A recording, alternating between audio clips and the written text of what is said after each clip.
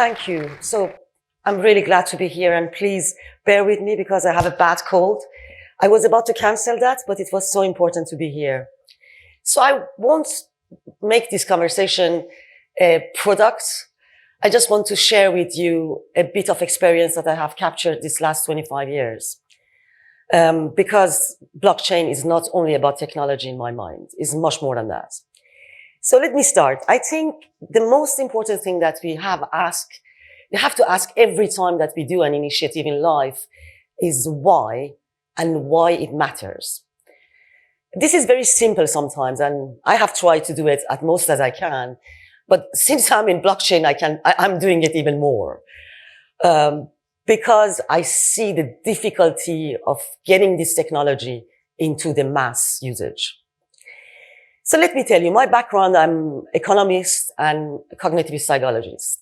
So I'm very much interested by how the human mind can impact businesses and finance. As was mentioned, I have been working really on a global finance, 10 years in SWIFT, in Euroclear. So I have seen really the world from a lens of cross-border.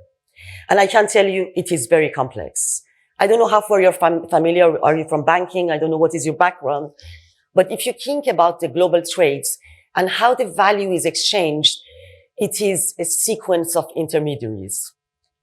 Everybody has its own roles and everybody creates its own complexities.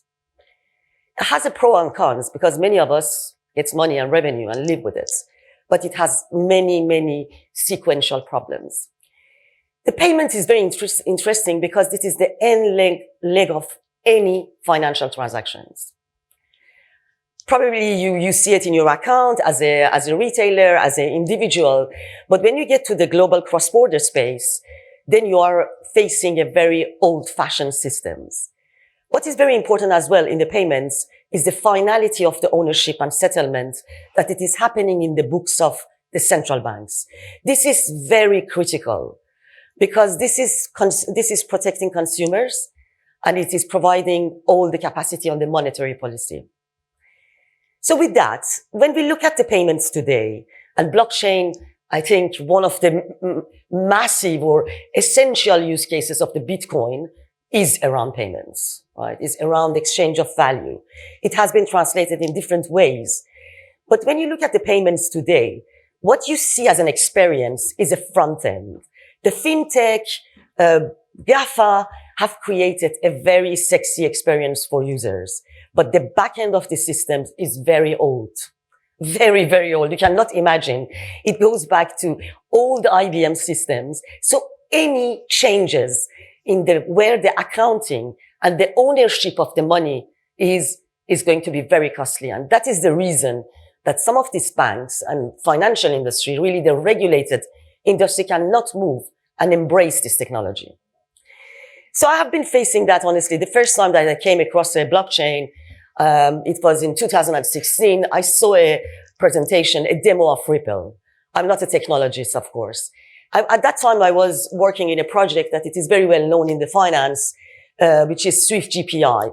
This is renovating actually the correspondent banking. That is a very old-fashioned system that it's there for since Medicis. So it's a very old-fashioned system.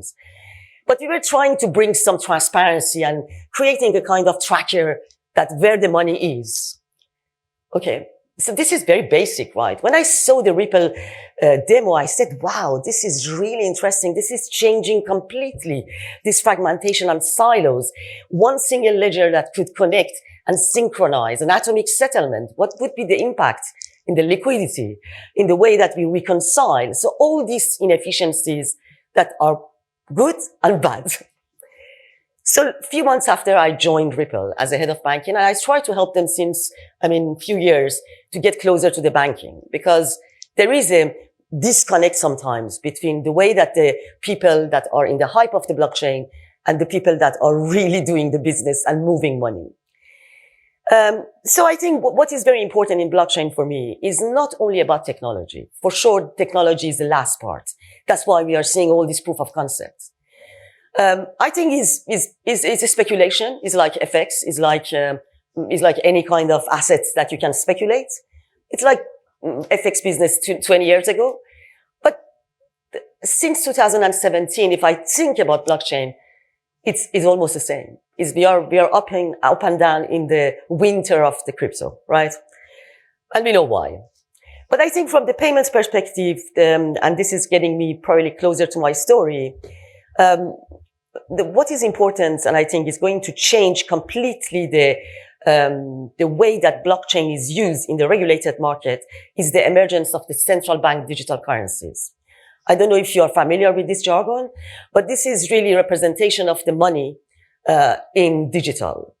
So it's changing completely the way that you are thinking about money. So this is a very political reaction, even geopolitical reaction today.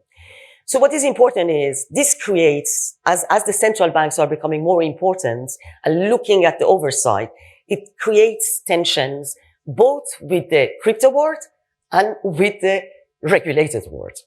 And that's probably gets us closer and even further closer to get closer these two worlds. And I think that for me is very important. So from the crypto side, this is a consumer protection. I'm sure you are aware of the story of how people are losing their money, what is the stability of the price. But these are good reasons. Crypto is not a currency. Bitcoin is not a currency.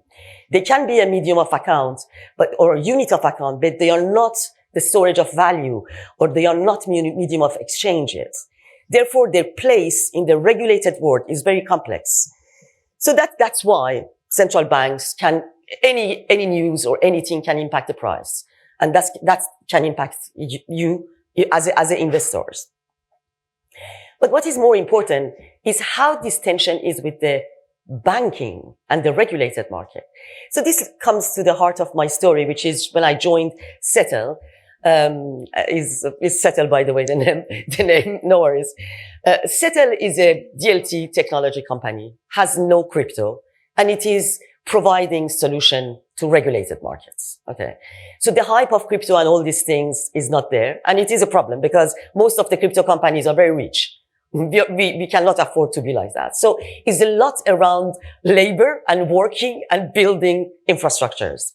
When I joined to build their payments pillar. You know, in blockchain, when you're talking about building a product, it's very difficult because the feet, it doesn't exist. The regulation is not clear. When you think about the institutionalization of the crypto, there are thousands of issues that hasn't been solved yet. So I said, okay, what we can do in this, because the people are really good.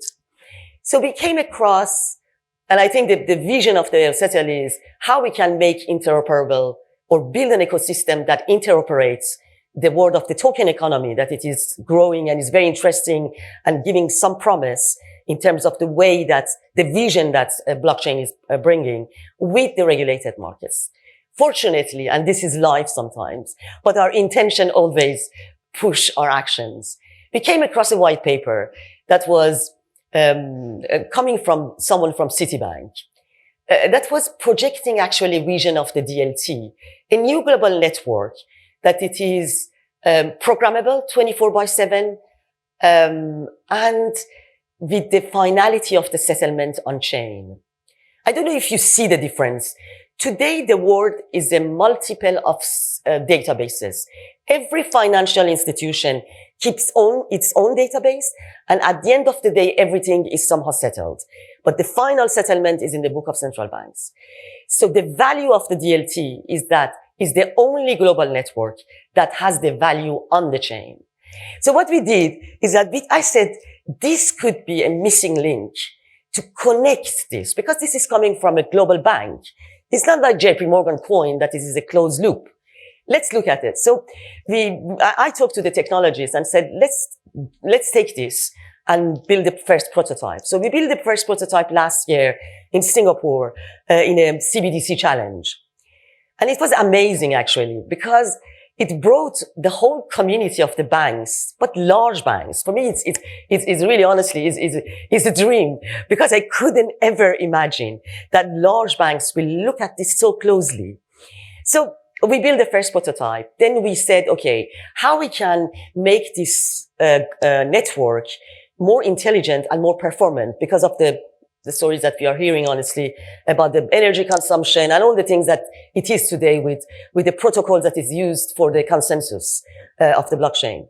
So we said, let's combine the essentials of the blockchain with what is today the real technology. Like, I don't know, I don't want to be technical, but there are a series of queuing technology that it is used in the social media and in San Francisco, in Silicon Valley, that it is much more performant.